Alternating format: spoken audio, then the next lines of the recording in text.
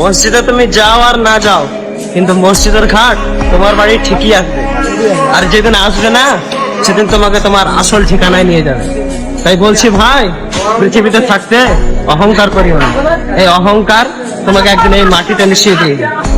তাই খবরদার, কোনোদিন অহংকার করিও না, নিজেকে নিয়ে এত বড়াই করিও না। কি হবে তোমার এত ধন সম্পদ নিয়ে, যে তোমাকে এই পৃথিবীতে বাঁচিয়ে রাখতে পারবে না?